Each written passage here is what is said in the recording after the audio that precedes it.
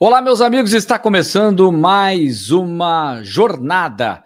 É a 8ª rodada do nosso Zuquituga, terceira época, terceira temporada, e temos aí muitos assuntos, principalmente seleção brasileira, seleção portuguesa, o campeonato brasileiro, o campeonato português, mesmo que tenham parado, a gente pode repercutir o que aconteceu, o que vem pela frente, mas tem muita coisa legal para a gente falar. Eu, Caco da Mota, comentarista da ESPN, estou sempre aqui com ele, João Almeida Moreira, correspondente do jornal A Bola no Brasil, português, que está falando já de cara. João, tudo bem? Tudo bem. Seleção brasileira, o novo Brasil de Ancelotti. O que esperar dessa seleção? E já já vamos escalar o que a gente imagina que possa ser uma provável escalação sem Vinícius Júnior, que ficou de fora dessa convocação, mas é bom que o Ancelotti pode testar mais nomes no ataque, inclusive sem Neymar. Daqui a pouco a gente fala disso, como sempre é tema o Neymar por aqui também. Olá, Caco, olá a todos que nos escutam. Eu tô empolgado com o novo Brasil de Ancelotti, para dizer a verdade. Eu acho que o Ancelotti chegou e não estou a dizer que o Brasil já joga um futebol extraordinário, nem sei se alguma vez vai jogar um futebol extraordinário com ele como treinador, mas pelo menos eu vejo ali um plano nem digo de jogo, eu digo um plano de convocação, né? Ele convocou jogadores mais experientes para tentar criar ali um núcleo. E eu acho isso muito importante, né? Ele, inclusive, falou na última coletiva que tinha um núcleo de 14, 15, 16 jogadores e que depois os outros vão entrando ou saindo conforme a forma deles, né? E agora essa empolgação minha, né, vai ser testada nesses jogos contra dois adversários frágeis. O Chile, apesar de ser uma equipe histórica, podemos dizer, está numa fase muito ruim, e a Bolívia também é das piores equipas sul-americanas agora e nos últimos tempos, e então ao Brasil desta vez é pedido que ataque muito. Na rodada anterior não foi pedido tanto isso, porque eram adversários mais difíceis, principalmente o Equador fora, mas agora é pedido que ataque muito e que ganhe fácil, né? Até acho que a torcida brasileira, sempre exigente, provavelmente vai pedir goleada, né? Num jogo, ou nos dois, enfim. E eu acredito que possa acontecer qualquer coisa de positivo, sim, e que seja mais um passo em frente rumo, quem sabe, ao Hexa em 2026. O Penta é do Filipão, né? Que É, depois acabou perdendo a Copa por 7-1. Então, são más lembranças da seleção brasileira, que, como você falou, então tem esse jogo na quinta-feira contra o Chile no Maracanã. Ancelotti fez questão de escolher o Maracanã por uma bonita festa, que será, sem dúvida alguma, o seu primeiro jogo com uma convocação com cara de Ancelotti. E depois Bolívia e Brasil. Por que isso, cara de Ancelotti? Porque ele chegou tão em cima do laço que a última convocação ela foi feita às duas mãos. A CBF antecipou alguma coisa e ele depois acrescentou jogadores e teve ajuda, inclusive, para poder convocar, porque não dava tempo, foi tudo muito corrido. Mas ele perdeu ali o Wanderson, aí entrou o Vitinho, que está ali, o lateral do Botafogo, que a gente está destacando. O Alexandro não teve substituição lateral, ele não convocou ninguém para o lugar do Alexandro. já E lá o tinha dois Joel. laterais esquerdos, né? Já tinha lá dois laterais esquerdos, achou que não. E aí ele não fez essa opção. E aí o Joeliton também se machucou. Entrou o Jean Lucas, que também é novidade. E sem o Matheus Cunha, o Samuel Lino do Flamengo. Então são nomes diferentes. Mais do que vencer, jogar bem, é importante que ele consiga encontrar outras alternativas diferentes de uma seleção convocada por ele agora. E aí a gente fez um exercício que é justamente escalar as nossas seleções com o que tem o Ancelotti para esses jogos. E aí são várias alternativas. Eu fiz dessa forma aqui, coloquei bem ofensivo com o Alisson, o Wesley pelo lado direito, já não é mais jogador do Flamengo, está na Roma, o Marquinhos, o Magalhães e depois o Caio Henrique. Aí tem o Bruno Guimarães. Eu gostei muito desse meio de campo quando eu comecei a montar. Vejam só que diferente, né? Um meio de campo que tem o Casimiro, que é um grande protetor, um jogador de saída também, mas com muita qualidade para ser um líder, um capitão. O Bruno Guimarães, que tem ótima saída, provavelmente teria aí uma chance também para o Joeliton, se estivesse. E o Lucas Paquetá, voltando à seleção, tendo um meia armador, mas que sabe também ser volante no próprio West Ham. Aí na frente, a velocidade do Rafinha, podendo transitar pelo lado direito, pelo centro do campo também, como um meia. Acho que o João Pedro está merecendo ser o centroavante, tem o Richarlison e o Gabriel Martinelli, mas que poderia ter outros aí. Eu vou passar para a sua, que tem alternativas e até uma formatação diferente da que você gostaria, mas dá para explicar aí, João, como é que ficou a escalação? Exato, eu não consegui colocar exatamente do jeito tático que eu queria, mas é muito parecido com a sua, pelo que eu reparei, acho que só tem uma alteração, que é que você coloca o Gabriel Magalhães, que eu E o concordo. zagueiro, o Alex. Eu coloquei o Alex. E porquê é que eu coloquei o Alex? Porque ele jogou tão bem nos outros 2 jogos que Verdade. achei que o Ancelotti desse um prémio a ele, mas eu acho que no futuro a dupla de zaga titular vai ser Marquinhos e Gabriel Magalhães, porque o Gabriel Magalhães está a um nível muito alto num clube que é o Arsenal, que exibe um nível muito alto. Portanto, fica com uma dupla de um grande jogador do Paris Saint-Germain e um grande jogador do Arsenal. Acho que vão acabar por ser eles os titulares, embora o Alex eu coloquei aí mais como prémio pelo que ele fez. Na lateral esquerda, o Caio Henrique. Por falta de opção, nós colocamos o Caio Henrique, né? Falta de opção, né? A gente já falou muito dos laterais no Brasil, não são aquelas coisas. Eu acho que estamos numa fase de experimentação ainda, nós, o Ancelotti, digamos, e portanto, será ele. Do lado direito também o Wesley parece ser a principal opção, uma vez que a outra alternativa é o Vitinho, convocado na última hora. O meio-campo é igualzinho. Mas eu gosto daquilo que você falou no episódio passado. A recuperação do Militão podendo ser uma alternativa ali. E o Ancelotti gosta muito dele, né? Exato. Eu acredito, talvez eu seja conservador, mas também, se eu sou conservador a fazer o time, encaixa bem com os treinadores italianos que também gostam de ser, né? Então eu vejo ali um lateral com cara de zagueiro, e o Éder Militão tem essa cara e pode permitir ao pessoal lá da frente para ficar um pouquinho mais livre para produzir lances ofensivos. Portanto, eu acredito que o Éder Militão no final das contas até possa vir a ser titular, isto se ele recuperar o seu nível no Real Madrid, tem tido muitas lesões, então. Mas o meio-campo que eu escolhi é igualzinho ao seu, né? O Casemiro no meio um pouquinho mais recuado, num triângulo que tem Paquetá e Bruno Guimarães. São jogadores já com alguma consistência. Talvez falte alguma, como é que eu ia dizer, alguma criatividade, alguma fantasia a esse trio, mas o Paquetá tem alguma, o Bruno Guimarães também tem alguma, o Casemiro terá menos, né? Um jogador mais de contenção. Talvez falte um pouquinho de fantasia a esse trio, mas eu acho que para começar os jogos numa Copa do Mundo, eu acho que já é um belo trio de jogadores do meio campo. Casemiro um pouquinho atrás na proteção e Paquetá e Bruno Guimarães chegando mais à frente, principalmente o Paquetá, que é um jogador quase um camisa 10, né? Eu diria que ele é assim um 8,5, mais ou menos. Não sei se você concorda. E dos lados, eu coloquei aí mais uma alteração, você colocou o Martinelli, eu tive quase para colocar o Martinelli, mas como ele já testou o Martinelli no outros jogos mais tempo, eu acho que talvez ele deu um pouquinho mais de minutos de seleção ao Estevão desta vez. O Rafinha, obviamente, tem que jogar, é o grande craque dos que foram selecionados, na minha opinião, porque o Neymar está de fora, já falaremos mais dele. E o Vini Júnior, como você já referiu, também está de fora. Então o Rafinha acaba por ser a grande referência técnica, né, desse ataque. E na frente, eu coloquei, tal como você, o João Pedro, acho que é talvez o atacante em melhor forma, o centroavante em melhor forma, embora não me admirasse se eu colocasse outra vez o Richarlison. O Richarlison não jogou bem nos outros jogos da seleção, mas no clube... Ou o Matheus Cunha, se não tivesse machucado. Sim, também pode ser.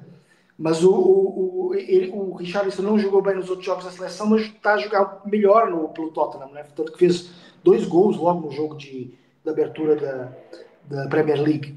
Mas é por aí, eu acho que é por aí, só que peço a quem nos está a escutar para esquecer aí a arrumação tática. Seria então um trio de meio campo com Casemiro, Paquetá e Bruno Guimarães, Rafinha ali voando ali pelo lado direito, pelo lado esquerdo, o Estevão também e o João Pedro como referência lá na frente. Sim, o Estevão também pode jogar na direita, eles podem inverter a todo momento, mas aí é com liberdade, esse né? é o Brasil contra o Chile e contra a Bolívia. Mas se a gente tem, pensando em Copa do Mundo lá na frente, recuperou o Neymar, tá jogando bem no Santos, e o Vinícius Júnior titular da seleção, quem é que sai nesse time aí? Que tá parecido, a verdade tá parecido com o meu, porque eu acho que os que vão sair são os que a gente colocou de diferente. Exato. O Neymar pode entrar na do Lucas Paquetá, E provavelmente o Vinícius Júnior na do Estevão.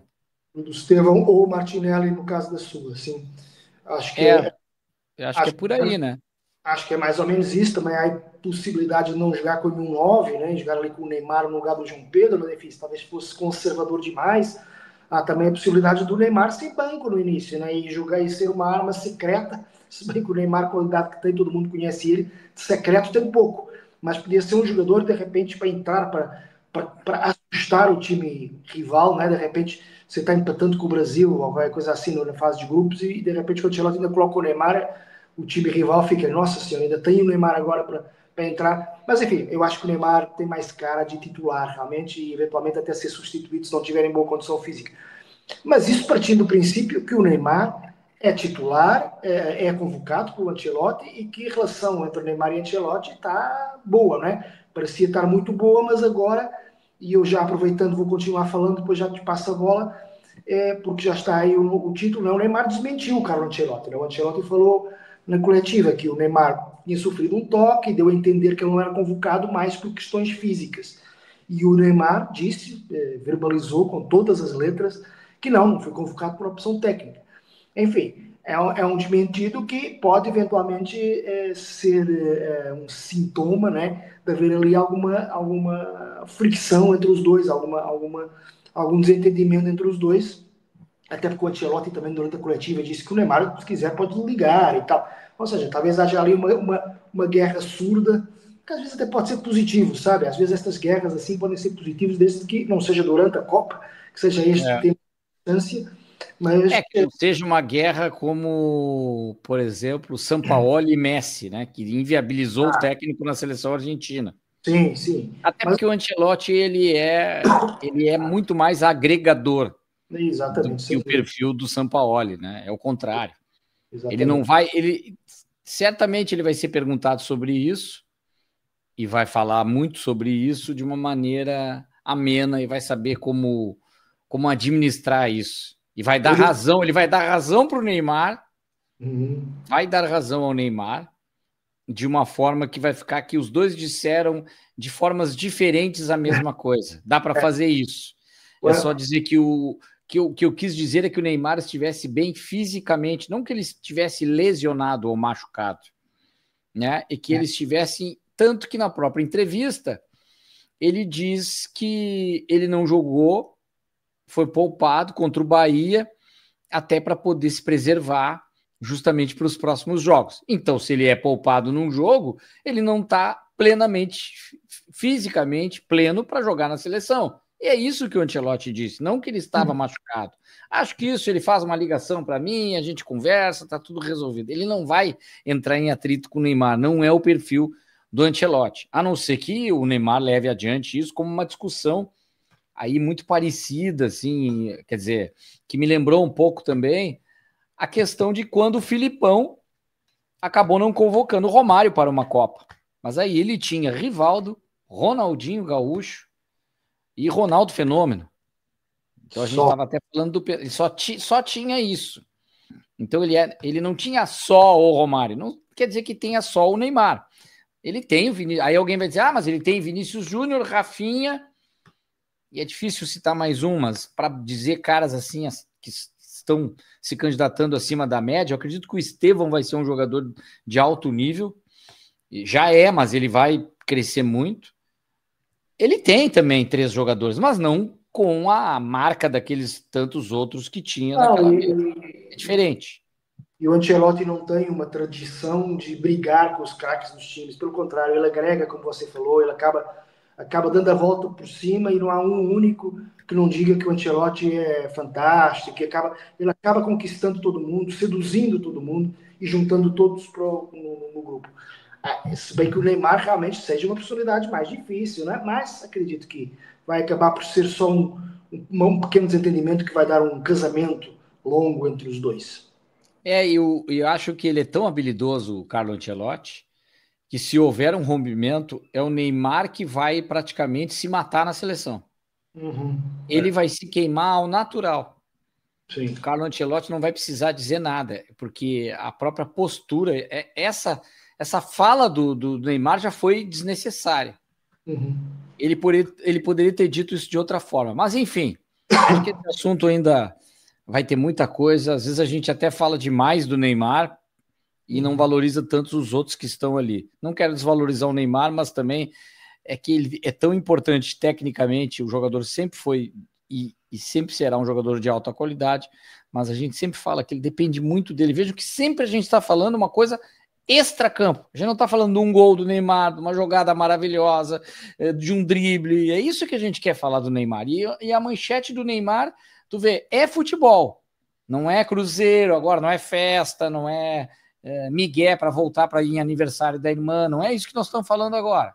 Mas não é dentro de campo. A gente não está falando do desempenho, de algo que ele tem a acrescentar. Mas, enfim, Portugal ainda busca vaga para a Copa do Mundo. Eu vou colocar a lista aqui, João, dos convocados. Deixa eu tirar essa tarja aqui. Goleiros: Diogo Costa, Rui Silva, José Sá. Defensores: Diogo Dalot, o João Cancelo, o Nuno Mendes, Gonçalo Inácio, Rubem Dias, Antônio Silva e Renato Veiga.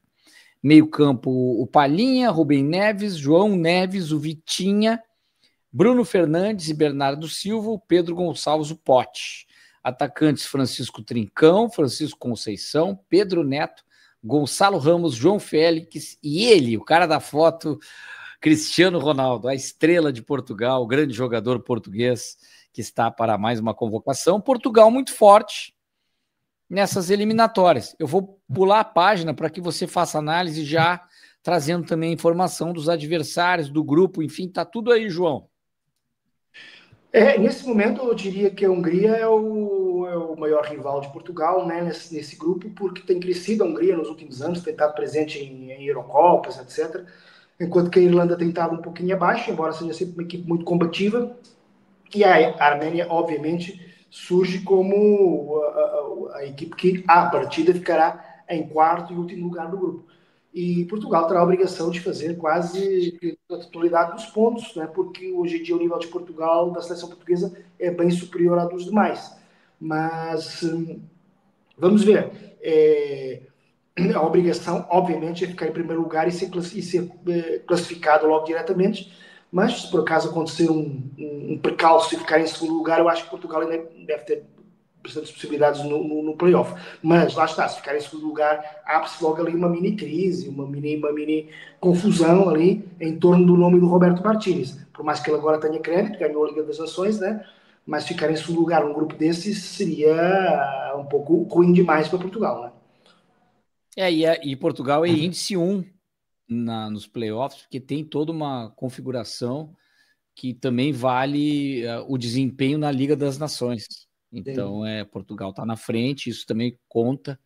Mas eu estou com você. A Armênia é muito fraca.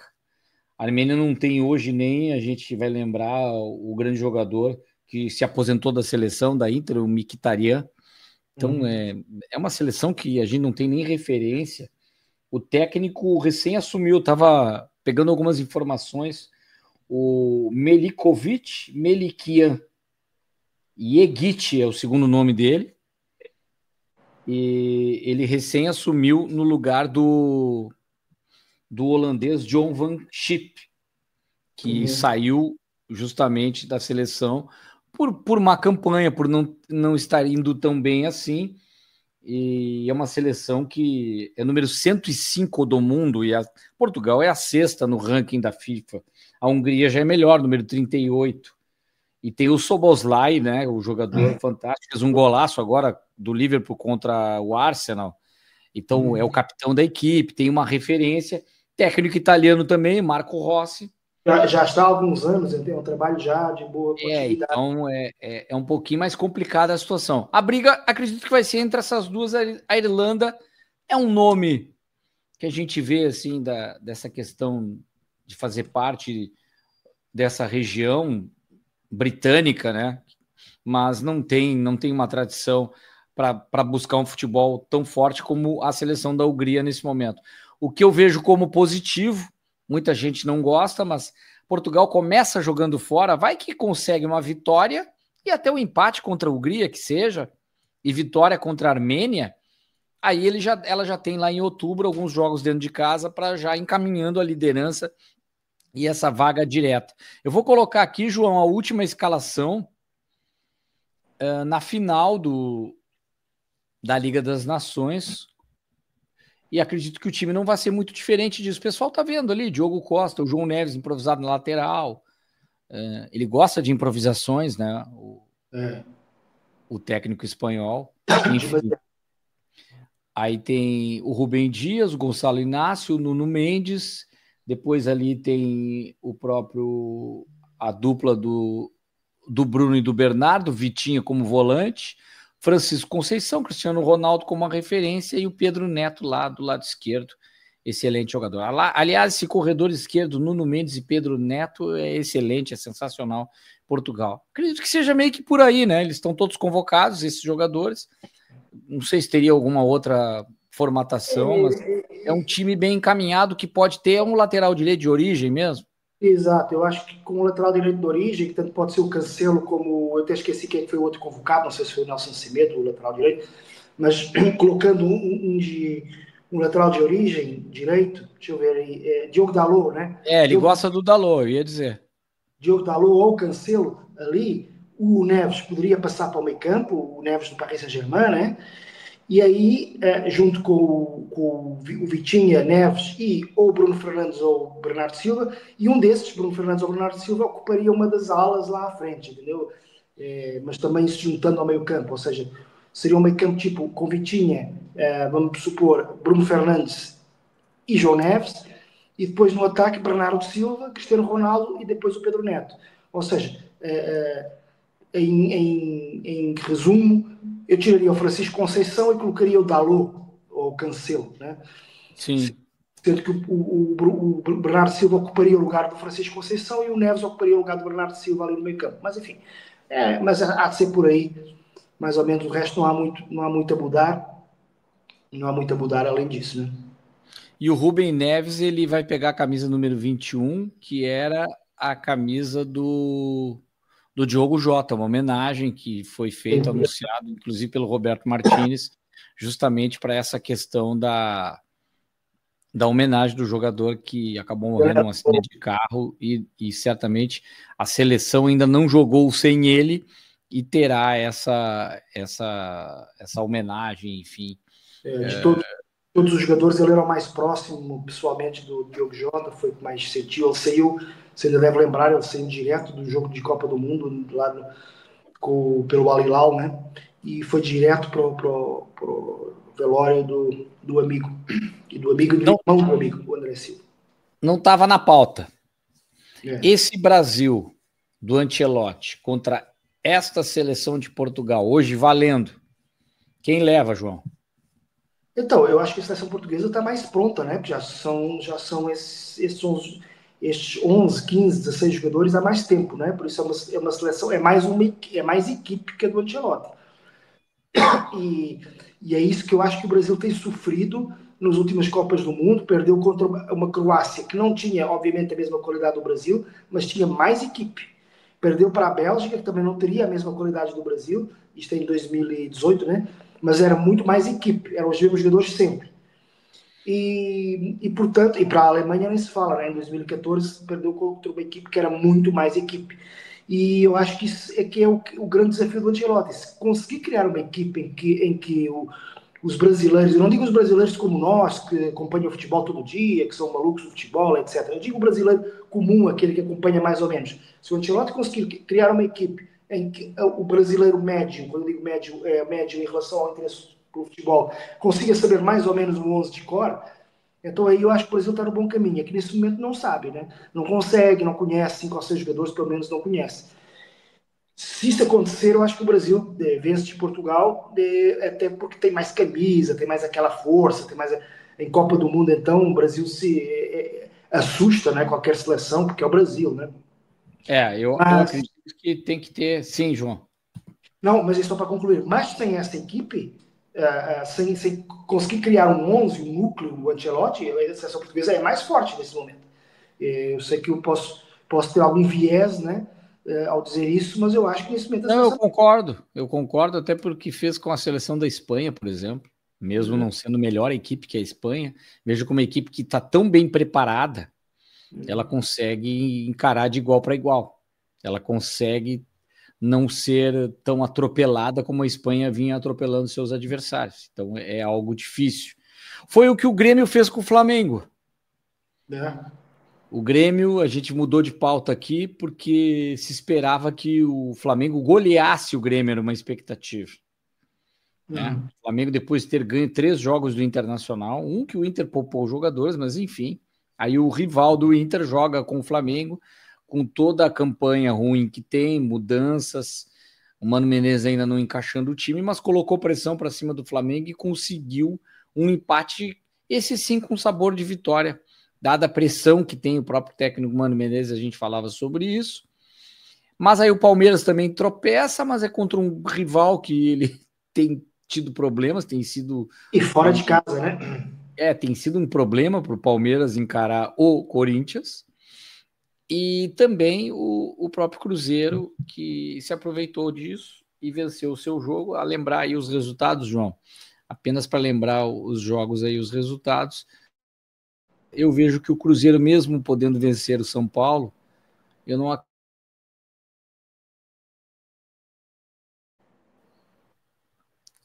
Mesmo o Cruzeiro vencendo aí o São Paulo, não acredito que tenha forças lá no final para ser um candidato tão forte quanto Palmeiras e principalmente Flamengo. Sim, travou um pouco enquanto você estava falando, mas eu acho que o essencial é isso. Eu acho que o grande perdedor dessa rodada foi o Flamengo, porque em casa com o Grêmio era suposto ganhar. Se bem que times do Mano Menezes, mesmo sem grandes... não tendo muita qualidade, o Mano Menezes é sempre um bom treinador para defender, né? É difícil golear uma equipe do Mano Menezes, ele sabe montar boas equipas defensivas. Mas esperava-se que o Flamengo ganhasse, aliás, esteve perto de ganhar, não fosse depois aquele pênalti cobrado pelo Thiago Volpe. O Palmeiras não se pode dizer que tenha sido um mau resultado, porque empatar na casa do Corinthians seria desrespeitar o Corinthians se eu dissesse aqui que é mau resultado. É óbvio que é até um resultado normal, Corinthians-Palmeiras empate, só que o Palmeiras jogou bem mais que o Corinthians. Então realmente deve ter saído com um pouco de sabor a derrota. E o Cruzeiro é isso que você falou, ganhou mais uma, a gente está sempre a dizer que o Cruzeiro dessa vez é que vai cair na tabela, mas não cai, segura e até conseguiu ganhar 2 pontos aos rivais nessa. Só que concordo com você, lá para frente ainda continuo a achar que o Cruzeiro vai ficar, não sei se em terceiro lugar ou não, mas mesmo ficando em terceiro lugar, há uma distância relativamente grande de Flamengo e Palmeiras que vão discutir o campeonato no final. E aí tem os cruzamentos Copa do Brasil para o Cruzeiro, Flamengo e Palmeiras com Libertadores, então eles vão também ter um calendário.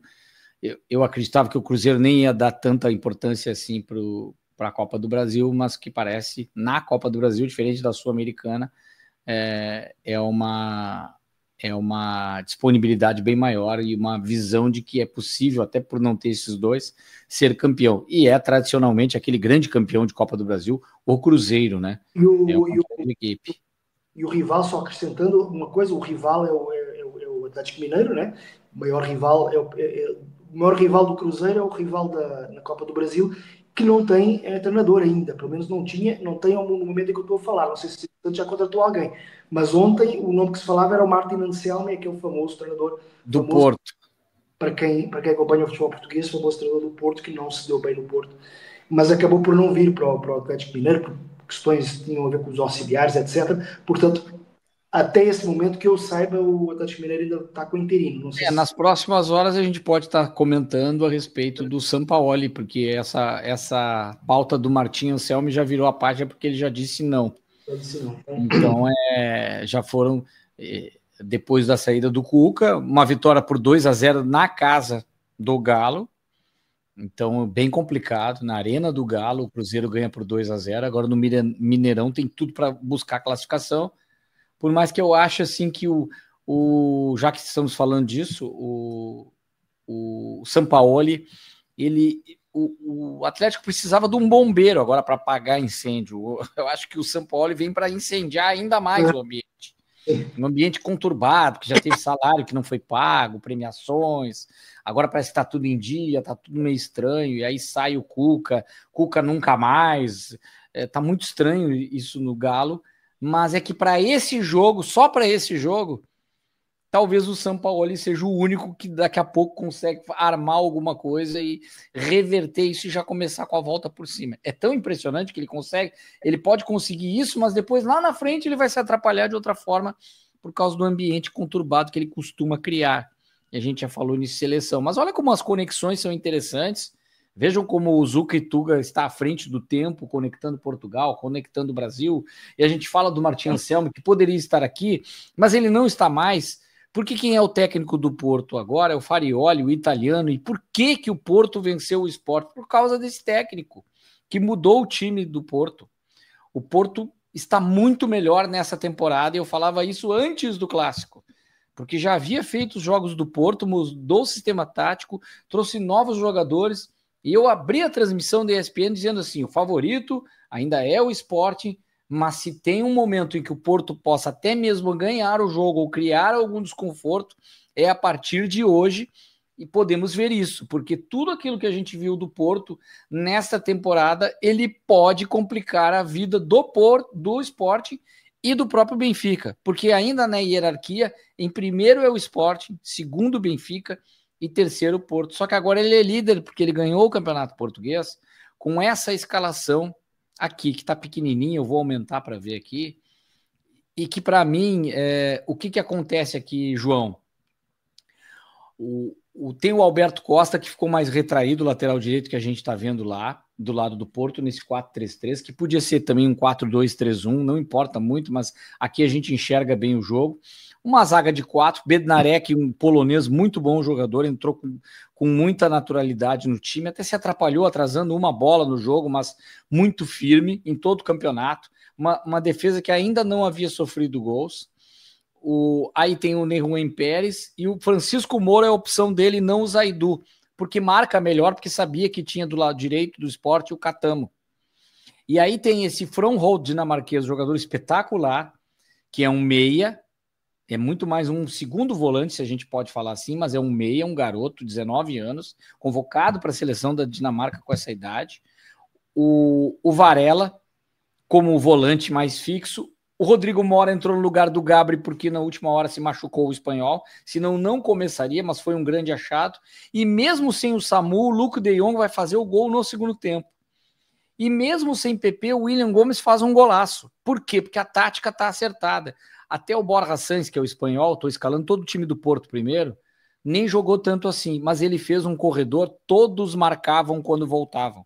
Isso aí virava linha de 5, Varela vem para o meio da zaga, vira uma linha de 5, todo mundo volta, só o Luke de Jong, que é um holandês mais experiente, ficava paradão lá na frente.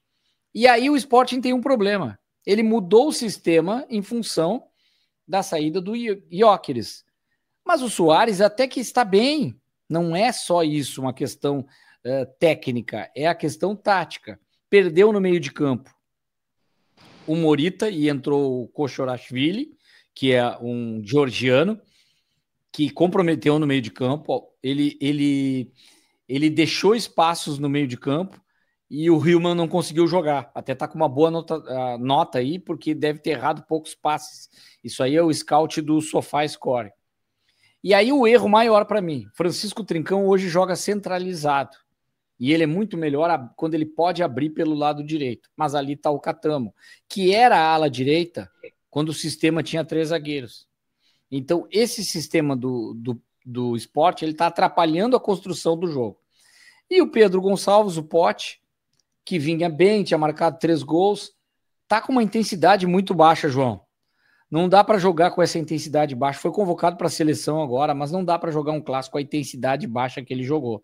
E para mim, o Rui Borges errou quando tirou o Catamo, por mais que estava sendo bem marcado ali por aquele setor, mas ele estava, de certa forma, conseguindo construir alguma coisa, colocando o Kenda e não tirando o Pote. Ou então tirava o Kochorashvili e colocava o Pote para o meio e tendo 2 pontas para tentar buscar o resultado. É que aí o Porto faz um gol numa jogada pela direita do Alberto Costa, que cruza muito bem, desde os tempos do Vitória, e faz esse primeiro gol, e depois o William Gomes, quando mexe no time, o Sporting, para fazer uma mexida que poderia alterar alguma coisa, aí é que sai o segundo gol do do William Gomes. Aliás, um golaço, um garoto que chega com tudo. E é por isso. Depois ele coloca o Zaidu, o Farioli, ele fecha, o Zaidu vira um ponta, ele faz quase um 3-5-2 também, ele espelha em algum momento.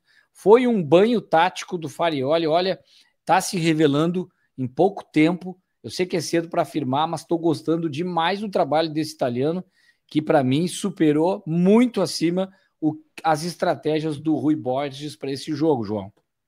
Sim, a gente daqui a pouco já vai falar de mercado, mas eu queria elogiar o mercado do Porto, que além de ter contratado alguns jogadores jovens interessantes, como o William Gomes, que já foi contratado há mais tempo, e agora o Froholt, o dinamarquês que você mencionou, conseguiu contratar uma mescla de jogadores jovens e também experientes, que é o caso do Bednarek e do Luke de Jong, porque os clubes portugueses agora, como têm que fazer sempre aqueles balanços de tentar fazer mais dinheiro em vendas do que aquele que gasta, muitas vezes têm comprado só jogadores que ainda são só projetos de jogadores e não são jogadores já prontos. E o Porto está todos os jogadores prontos. O Luke de Jong e Bednarek são jogadores na casa dos 30, o Luke de Jong de certeza, o Bednarek nem sei se já tem 30, mas jogadores experientes, jogadores com passagem por Premier League, por Liga Espanhola, por Liga Holandesa, etc. E isso faz a diferença, que são jogadores que pegam, destaca, como se diz em Portugal, não sei se aqui no Brasil se diz. 29 o Bednarek, 35 o De Jong. Então, o Bednarek ainda nem tem 35. Não tem mais ninguém acima dos 30 anos, nem com 28 tem no time. Então foi inteligente o Porto por pensar um pouco, a gente está precisando um pouquinho de experiência, um pouquinho de liderança lá, porque estes jovens, estes Rodrigos Moras, estes Froholt, bons jogadores, William Gomes, bons jogadores perigosos, mas que depois, em momentos difíceis, por exemplo, num clássico, precisam de alguns jogadores com mais experiência. E o Luke de Jong lá está, chegou, teve uma oportunidade, é evidente que foi a boca do gol, né? Mas fez, estava lá no lugar de centroavante. E é isso, o Porto está renascido e é um candidato, e quem sabe, depois de ganhar em casa de outro candidato, o atual campeão, passa a ser o principal candidato. Pelo menos assim, em teoria. É evidente que a terceira rodada não se pode falar de nada de muito definitivo, mas nesse momento, assim, do ponto de vista teórico, do ponto de vista daquelas apostas, né, favoritos, o Porto cresceu bastante e já está, quem sabe, lá em cima, até porque o Benfica, o outro vértice desse triângulo de grandes portugueses, não está a jogar bem, não tem feito bons resultados, porque tem ganho sempre, inclusive na Liga dos Campeões, mas não está a jogar bem. Com o Alverca sentiu muitas dificuldades fora e era um jogo que a partida teria que ganhar de forma fácil. Dá para dizer que quem está no melhor momento mesmo, nada é por acaso, né? É o Porto. Mas é muito cedo para afirmar que seria um favorito. Mas é impressionante. Se tivemos trocas de técnicos todos os 3 temporada passada, e o Porto trocou 2 vezes, né? Na temporada passada, o Sporting trocou 2 vezes de técnico. Eu acredito que esse campeonato português vai ser um dos mais espetaculares, assim, em termos de disputa, porque pode ter aquela... O Porto arranca agora, daqui a pouco o Benfica dá uma arrancada, vai depender muito também do que eles têm pela frente. O Porto e o Braga têm Liga Europa, o Braga vindo dos playoffs, das classificatórias, né? Mas o Benfica e o Sporting têm uma competição muito maior. Eu até colocar aqui a frase que a gente colocou, já tem o caminho das pedras na Liga dos Campeões da Europa, na Champions League, e a gente vai colocar aqui justamente os adversários de cada um deles. E vejam que eles vão ter que dividir o campeonato português, vira e mexe com alguns grandes jogos, a começar ali o Sport com o Kairat do Cazaquistão, que eu conheço muito mais pelo futsal do que pelo futebol. Conheço também futebol, claro. Já fiz jogos do Kairat de futebol, já comentei, já tive oportunidade, mas conheço do futsal porque teve acho que já falei isso aqui uma vez, contra o Atlético de Erechim, uma final do Mundial, e o Atlético ganhou o Mundial de Futsal em Erechim. Eu estava na oportunidade. O Kairat era treinado pelo técnico brasileiro Cacau. Mas aí em casa, depois o Napoli fora, um jogo difícil, Marseille em casa, todo jogo fora sempre é difícil, até mesmo para equipes menores, porque ninguém chegou por acaso numa Liga dos Campeões da Europa. Ou é um grande clube do seu país, ou pelo menos se é de uma grande competição nacional, como o Napoli da Itália, Marseille da França, são sempre equipes perigosas. mas joga em casa contra o Marseille, um jogo tranquilo, Juventus fora, jogo duro, Bruges da Bélgica, um pouquinho melhor, Bayern fora, olha que confronto difícil, o PSG mesmo em casa, confronto muito complicado, e o Atlético, que é uma das equipes que melhor joga dentro de casa, o Atlético Bilbao é uma equipe muito forte, então o Sporting complicado da situação. Vou deixar para te falar os do Benfica aí, João. Então, o Benfica começa, curiosamente, de um jeito parecido com o Sporting, né, que é recebendo um time também da ex-União Soviética, o Karabakh do Azerbaijão. Portanto, em teoria, os dois jogos mais fáceis dos dois times são na primeira rodada. Depois tem 3 saídas seguidas, o que é muito difícil. Na casa do Chelsea, atual campeão mundial, grande equipe, obviamente. No Newcastle e no Leverkusen. Horrível. É péssimo, né? O Benfica tentará pontuar, pelo menos com o Newcastle, com o Leverkusen, quem sabe com o Chelsea, para depois em casa com o Ajax. Eu acho que aí o Benfica tem condição de ganhar. Depois Napoli em casa, o Sporting vai jogar com o Napoli fora, é um clube que os dois repetem. Juventus, mais um clube que os dois repetem, fora.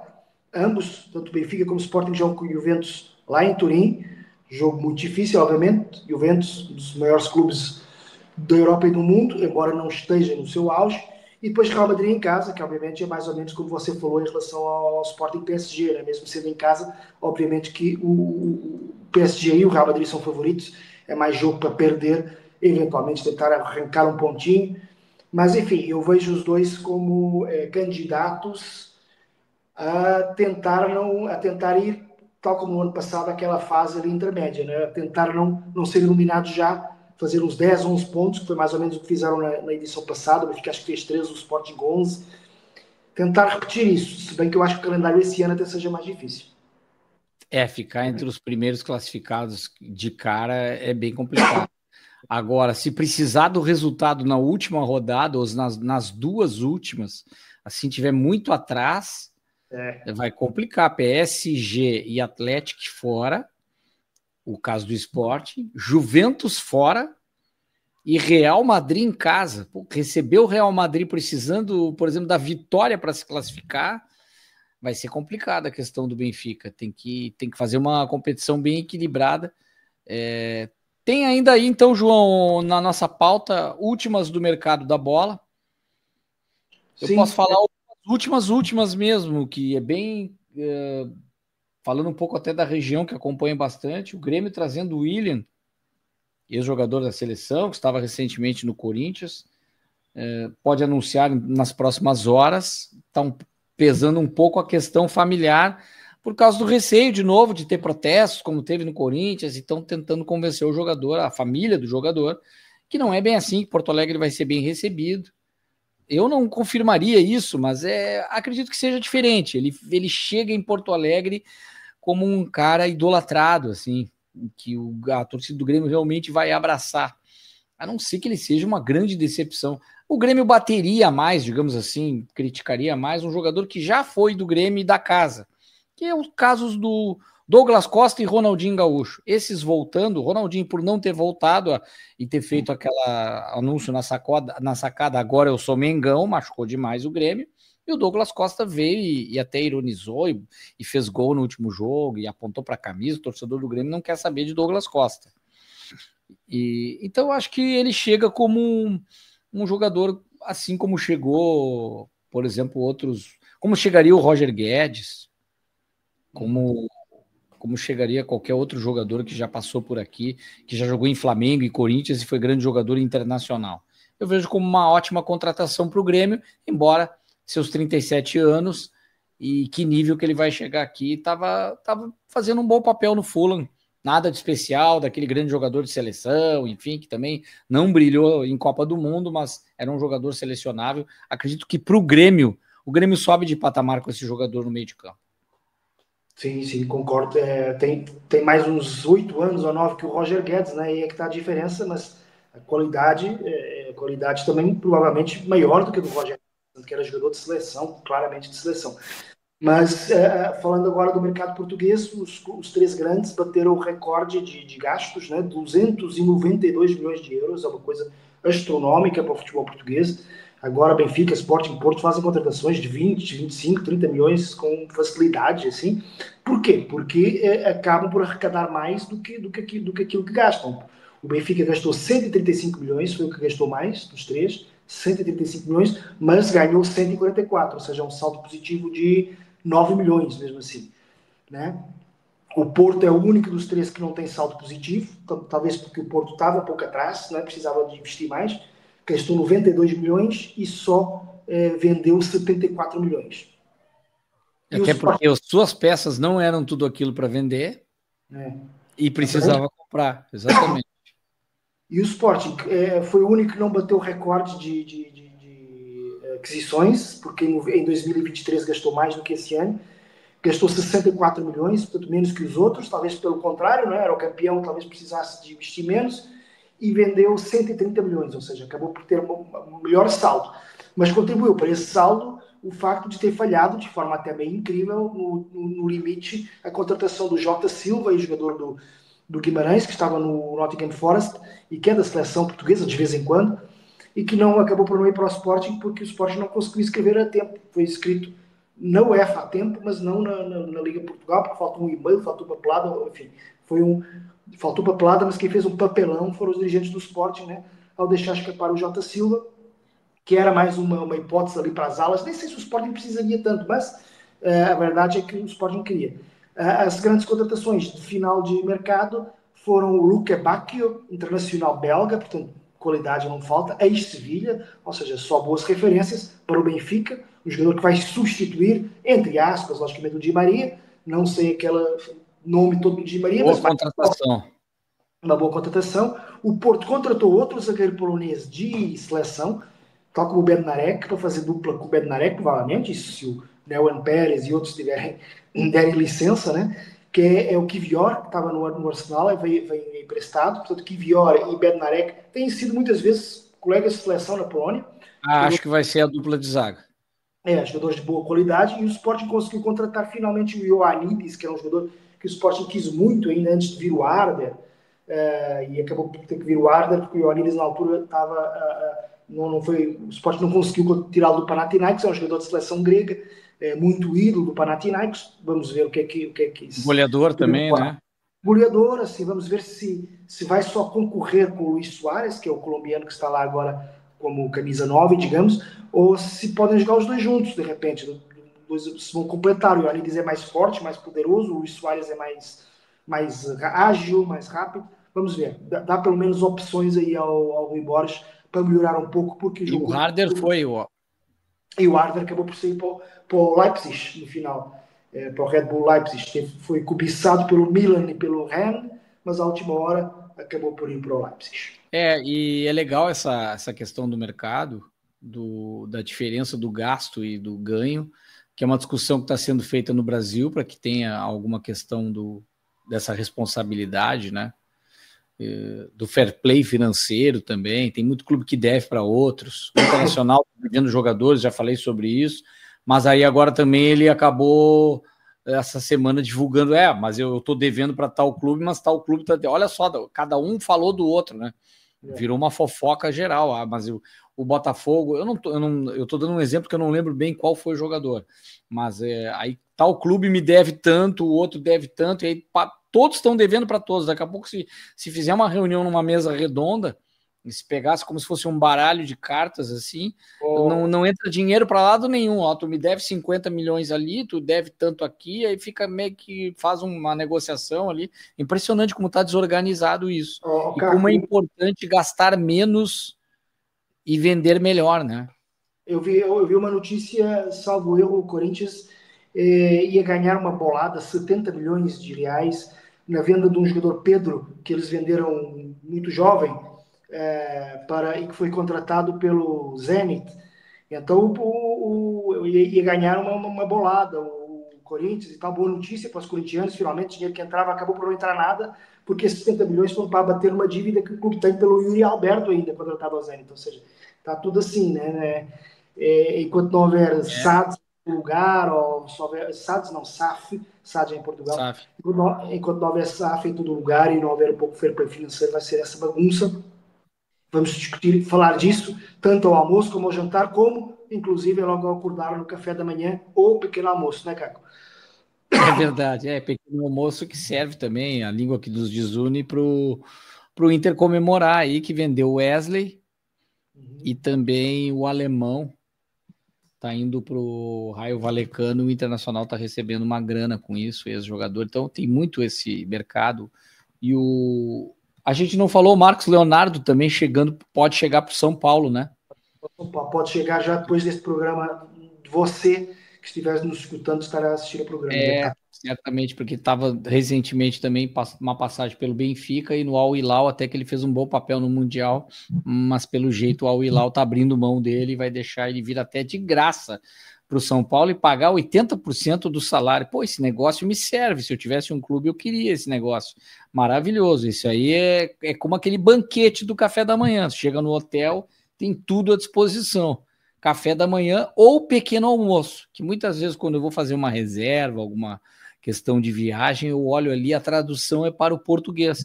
Aí eu sempre ficava na dúvida, tá, mas o que é o pequeno almoço? Então tem um almoço também incluído aqui? E aí eu me confundia. Agora o João pode nos esclarecer o que é o tal do pequeno almoço. O pequeno almoço é o equivalente no Brasil ao café da manhã, não é? Equivalente em inglês ao breakfast, equivalente ao francês, e eu vou utilizar o francês porque é muito parecido, que é o petit déjeuner, ou seja, o pequeno almoço, exatamente. E que no fundo é isso, é um pequeno almoço, é aquilo que ele é, né? Não é tão forte como o almoço, mas já é um pequeno almoço. Se bem que em Portugal não haja muito hábito de comer como outros países europeus, mais do norte da Europa, comer ovos, bacon e etc. Não, um pequeno almoço. E uma janta de manhã. Aí é uma janta de manhã, né? Não é um almoço, é uma janta. O pequeno almoço lá é mais parecido até com o café da manhã daqui do Brasil, mais ou menos os mesmos alimentos, o pão, o leite, uma fruta, para quem gosta, etc. Mas o nome é que é bem diferente, não é café da manhã, embora também o pequeno almoço em Portugal, obviamente, tenha sempre café no final, né? Que a gente chama principalmente em Lisboa, não em outros lugares do país, mas em Lisboa, uma bica, né? Uma bica é aquele café expresso que a gente chama de bica. Com pão, sanduíches, tem alguma coisa doce, um negócio, ovos, isso é parecido. Não significa que pequeno almoço tem um prato menor do que é servido ao meio-dia, em menos quantidade, mas é exatamente isso. Tá certo, João. A gente se encontra na nona rodada dessa terceira temporada, já com alguma repercussão das seleções, mercado da bola e muitos outros assuntos que certamente vão pipocar e a gente vai estar trazendo assim para cá no nosso Zuca e Tuga. Peço para você se inscrever no canal, para que você marque o sininho, para que você comente, veja os episódios anteriores, nem tudo é tão temporal assim, factual assim, tem uma pauta temporal e sempre bem legal de você estar nos acompanhando. Obrigado, João, até a próxima. Obrigado, Caco, até a próxima, um grande abraço a todos.